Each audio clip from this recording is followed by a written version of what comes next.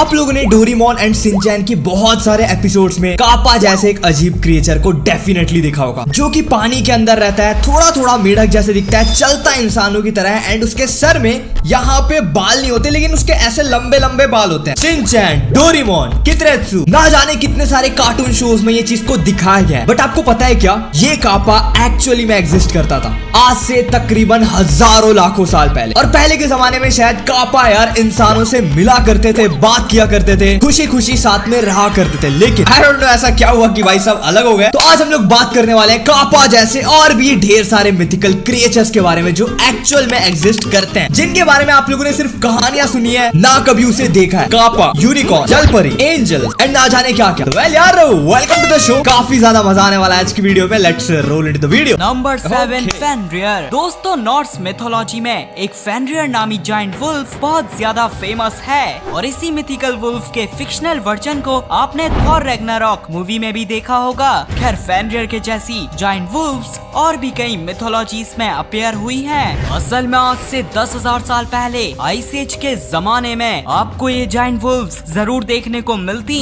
जी हाँ, यहाँ मैं बात कर रहा हूँ डायर वुल्फ्स की। इन्हें इस दुनिया में इवॉल्व होने वाली सबसे बड़ी वुल्फ्स की नस्ल बताया जाता है और कंपैरिजन के लिए ये modern day largest grey wolves से 25% बड़ी होने के साथ साथ हर लिहाज से बेहतर थी। इसलिए तो डायर वुल्फ्स आइस एज के बहुत से मेगाफोआना का आसानी से शिकार किया करती थी। बहरहाल, जब आइस एज खत्म हो रही थी तो इनकी ज्यादातर डाइट का हिस्सा होने वाले मेगाफोआना भी खत्म होने लग गए थे, जिसके नतीजे में डायर वुल्फ्स भी एक्सटिंक्ट हो गयी। लेकिन इनके साथ कोएग्जिस्ट करने वाली ग्रे वुल्फ्स आज भी जिंदा हैं, जिसकी वजह है ये छोटे एनिमल्स का शिकार करती हैं। Number 6, 4 tusk elephant. Well, Hinduism में हमें कई बार 4 टस्क यानी 4 दांत वाले एलिफेंट्स का जिक्र देखने को मिला है, जैसे कि इंदिरा नामी डीडी की एरावत नामी सवारी। Wait, I saw something. Well, Hinduism में हमें कई बार 4 टस्क यानी 4 दांत वाले एलिफेंट्स का जिक्र देखने को। Bro, look at their tusk. उनके दांतों को देखो, क्या खतरनाक दिख रहे हैं। ऊपर से तो निकले हैं, नीचे से निकले हैं भाई। इतने ज्यादा डरावने हैं यार। रियल लाइफ में तो मैंने इतने बड़े दांत वाले हाथी देखे ही नहीं आज तक वैसे। मिला है, जैसे कि इंदिरा नामी डीडी की एरावत नामी सवारी। और यही नहीं बल्कि फेमस रामायण में भी ऐसे मिथिकल एलिफेंट्स का जिक्र आया है। वेल दोस्तों, 23 से 2 मिलियन ईयर्स पहले जब मैग्लेडॉन समंदर में घूम रही थी तो उस दौरान वाकई में जमीन में 4 दांत वाले गोम्फोथियर्स नामी एलिफेंट्स के रिलेटिव्स इस दुनिया में पाए जाते थे। माना जाता है ये अपने नीचे के दांतों को शवल की तरह इस्तेमाल करके आसानी से अपनी हर्बीवरस डाइट को कंप्लीट कर लिया करते थे। वैसे जिस दौरान भाई अगर इतने लंबे दांत हैं फिर भी ये घास खाते हैं भाई, ये दांत से तो ये शेर का शिकार कर ले भाई। Look at their teeth, shit. Gomphotheres इस दुनिया में घूम रहे थे उस वक्त तक हम इंसान छोटे दिमाग वाले होमो इरेक्टस तक ही इवॉल्व हुए थे। इसलिए पॉसिबल है कि गोम्फोथियर्स के फॉसिल्स ने हिंदुइज्म के मिथोलॉजिकल एलिमेंट्स को इंस्पायर किया होगा। नंबर 5, मैपिनग्वारी। वेल, काफी सालों से अमेज़न जंगल में रहने वाले ट्राइबल लोग एक मैपिनग्वारी नामी मॉन्स्टर को देखते आ रहे हैं। ये लोग बताते हैं इस मॉन्स्टर की सिर्फ एक आंख है और पेट में माउथ है। साथ ही साथ इस मॉन्स्टर का काम अमेज़न जंगल को प्रोटेक्ट करना है। भाई ये कितना खतरनाक दिख रहा है ना। लेट्स सपोज आप किसी जंगल में गए हो एंड अनफॉर्चुनेटली आपके सामने आ जाता है एक आंख, पेट में दांत, पैंट गीली हो जाएगी देखते साथ, पकड़ेगा सीधा पेट के अंदर, ऐसे भी नहीं कि ऐसे खाएगा, सीधा अंदर। अब साइंटिस्ट्स के मुताबिक तो ये क्रिएचर सिर्फ मिथिकली है, लेकिन हम सब जानते हैं अमेज़न जंगल में आइस एज के टाइम वाकई में ग्राउंड स्लॉथ नामी एनिमल्स एग्जिस्ट किया करते थे और ये चलते भी मैपिनग्वारी मॉन्स्टर की तरह थे। साथ में इनका साइज एलिफेंट्स के जितना होता था और ये साइज तो मिथिकल मैपिनग्वारी से भी कुछ हद तक बड़ा है। खैर, हम ये भी जानते हैं कि आइस एज के खत्म होते होते और साथ में इंसानों की हंटिंग ने इन एनिमल्स को 11,000 साल पहले एक्सटिंक्ट कर दिया था। इसलिए शायद अमेज़नियन ट्राइबल लोग अपने बच्चों को ग्राउंड स्लॉथ की कहानियाँ सुनाते होंगे और उन्हीं हजारों सालों के कहानियों के सिलसिले में ग्राउंड स्लॉथ रियल एनिमल से मिथिकल मैपिनग्वारी। भाई लेकिन जेन्युइनली अगर ऐसा एक एनिमल एग्जिस्ट करता होगा उस समय लोगों की फटती होगी भाई जंगल में एक्सप्लोर करने में। खैर उस समय तो भाई इतने ज्यादा ये लोग मेंटली स्ट्रांग थे, फिजिकली स्ट्रांग थे, शेर से लड़ जाते थे। आज इंसानों को डाल के देखो शेर के पिंजरे में, 2 मिनट में नाश्ता बन जाएगा शेर का। लेकिन उस समय भाई इसको देखना, क्रिएचर बन गए। या फिर ये भी हो सकता है कि अमेज़न जैसे अनएक्सप्लोर्ड जंगल में क्या पता ग्राउंड स्लॉथ आज भी घूम रहे हो। वैसे ग्राउंड स्लॉथ कैसे इस दुनिया में वापसी आएंगे, इसका तो मैंने आपको अपनी इस वीडियो में बताया ही था। Number 4 Griffin. वेल ग्रिफिन्स का जिक्र तो 5000 साल पुरानी मेसोपोटामियन मिथोलॉजी से ही चलता आ रहा है। वीडियो में बताया ही था। Number 4 Griffin. वेल ग्रिफिन्स का जिक्र तो 5000 साल पुरानी मेसोपोटामियन मिथोलॉजी से ही यार जितने भी ऐसे स्क्रिप्चर्स होते हैं ना जो दीवार वगैरह में बहुत पहले एंशिएंट लोगों ने बनाए हुए हैं, मैं तो मानता हूँ ये सारी चीजें एग्जिस्ट करती है भाई। हम लोग के समय में हम लोग फोटो खींच सकते थे, उनके समय में वो सिर्फ ड्रॉ कर सकते थे। उनके समय कैमरा या फोन नहीं हुआ करता था। उन्होंने अगर ये सारी चीजें बनाई है, इसका मतलब है उन्होंने ये सारी चीजें देखी भी है। एंड उस समय ये शायद एक्चुअल में एग्जिस्ट करती थी, बट अब ये शायद एक्सटिंक्ट हो गई है एंड हम लोगों के पास सिर्फ उनकी तस्वीरें रह गई है। रहा है। और फिर मजीद ये तकरीबन हर मिथोलॉजी में अपीयर हुए। असल में शुरुआत से ही हम इंसानों का मानना है लायन जमीन के एनिमल्स के बादशाह हैं और वहीं ईगल आसमानों के एनिमल्स के बादशाह। इसलिए जब पुराने लोगों को सेराटॉप्सियन डायनासोर्स के फॉसिल्स पहली बार मिले तो इन्होंने इन्हें फौरन लायन ईगल का हाइब्रिड समझकर ग्रिफिन जैसे मिथिकल क्रिएचर को इमेजिन कर लिया। Griffin is kind of like eagle plus शेर का मिक्सअप। देखो ना, इसके शेर जैसे घोड़े जैसे पंजे हैं और ये उड़ सकता है, kind of unicorn. But unicorn कम टाइगल टाइगल इसका नाम है, या लाइगल या लेकिन किसको पता था प्रेजेंट डे से सिर्फ 700 साल पहले इंसानियत से दूर न्यूजीलैंड में सच्ची के ग्रिफिन्स पाए जाते थे। जी हाँ, हास्ट ईगल्स नामी इस दुनिया की सबसे बड़ी और खतरनाक तरीन ईगल की स्पीशीज किसी ग्रिफिन से कम नहीं थी। और तो और ये जाइंट ईगल्स इस दुनिया के टॉलेस्ट बर्ड्स मोआ का शिकार किया करते थे। वैसे मोआ का weight around 250 kg। Kind of ostrich को अगर आपने देखा नहीं है, जू जाके डेफिनेटली देखना, बहुत बड़े होते हैं। इतना लंबा तो गर्दन होता है भाई। उनका शिकार एक चिड़िया कर रही है। वैसे ग्रिफिन के तो 4 हाथ होते हैं, ईगल के तो 2 ही पैर होते हैं खाली, तो काइंड ऑफ अलग ही है यार। ग्रिफिन तो बहुत ताकतवर होगा। अगर सोचो शेर के पास उड़ने वाले पंख हैं, मतलब म्यूटेंट भाई, शेर और ईगल का म्यूटेंट ग्रिफिन ही था। और वहीं एवरेज इंसान का वेट 60 kg होता है। इसलिए हास्ट ईगल को इंसानों का शिकार करने में कुछ खास प्रॉब्लम नहीं होती। बहरहाल अराउंड 1300 AD में जब माओरी लोग पहली बार न्यूजीलैंड आए थे, वही माओरी जिनका आपने रिसेंटली हाका डांस भी देखा होगा, तो इन्होंने हास्ट ईगल की मेन डाइट मोआ का पूरी तरह से शिकार करके उसे एक्सटिंक्ट कर दिया था, जिसके नतीजे में हास्ट ईगल भी एक्सटिंक्ट हो गए। नंबर 3 मतलब एक काइंड ऑफ वो है यार, सर्कल है, यू नो। अब देखो ग्रिफिन के पास कुछ खाने को नहीं था, वो सिर्फ माऊ खाते थे। माऊ मतलब बड़े से ऑस्ट्रिच, एंड उन लोगों ने सारे ऑस्ट्रिच को खा दिया, माऊ को खा दिया। एंड अब माऊ दुनिया में है नहीं तो वो किसको खाएंगे, तो वो भी मर गए, माऊ भी मर गए, फूड चेन ही ब्रेक हो गया। एनीवेज, अगर वो आज के डेट में होते भाई, इंसानों की फटती खुले में निकलने में भाई उड़ा के लेके चले जाते, वो इतने बड़े थे। नंबर 3 कापा। डोरेमोन शिनचैन में मैंने बहुत देखा है ये कापा।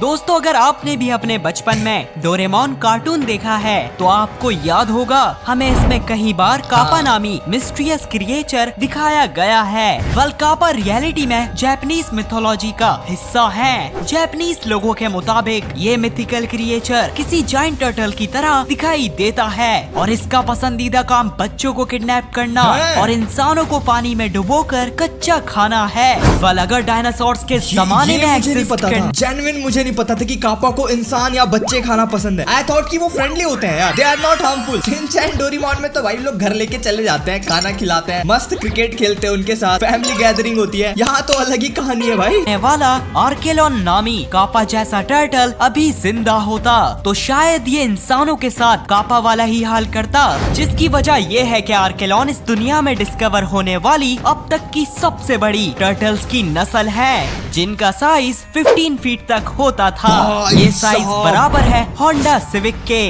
भाई साहब 15 फीट कितना होता है पता है? वैसे इसने बता तो दिया एक होंडा सिविक जितना, बट एक्चुअल में बोलो तो मेरे रूम के हॉल बराबर, इससे भी बड़ा। 5 मेरे जैसे आदमी को लिटा दो ना, उतना लंबा एक टर्टल। डैम। वैसे आर्केलॉन की डाइट मॉडर्न डे टर्टल्स की तरह ओमनीवरस थी और अजीब बात तो यह है कि इन टर्टल्स की भी कापा की तरह एक बड़ी सी चोंच हुआ करती थी, जिसका काम सख्त एनिमल्स के शेल को तोड़ना था। Number 2 bloop. अराउंड 1997 में इस दुनिया के यार व्हाट डू यू थिंक, आपको क्या लगता है कापा एक्चुअल में एग्जिस्ट करते थे? ये चीजें देख के लग रहा है कापा एक्चुअल में एग्जिस्ट करते थे, लेकिन मैं जैसे सोचता था कि कापा फ्रेंडली होते हैं, दोस्ती किया जा सकता है, लेकिन नहीं, वैसा नहीं होते भाई। उठा के ले जाएंगे, कच्चा खा जाएंगे, कुछ नहीं छोड़ने वाले भाई। अगर एक्चुअल में कापा दिखे तो सिंचैन वाली हरकत नहीं करनी, घर लेके नहीं आना, कुछ नहीं करना भाई, देख के भागो बस। क्या पता आप नाश्ता बन जाओ, पता चला आपने उसे नाश्ता ऑफर किया है और वो आपको ही नाश्ता समझ के खा रहा है। लार्जेस्ट पैसिफिक ओशन से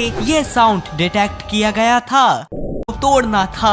नंबर 2 ब्लूप। अराउंड 1997 में इस दुनिया के लार्जेस्ट पैसिफिक ओशन से ये साउंड डिटेक्ट किया गया था। ओ ये क्या है? तो ये साउंड इतनी ही दूर से आया था जितना नेपाल से लेके जापान तक का फासला है।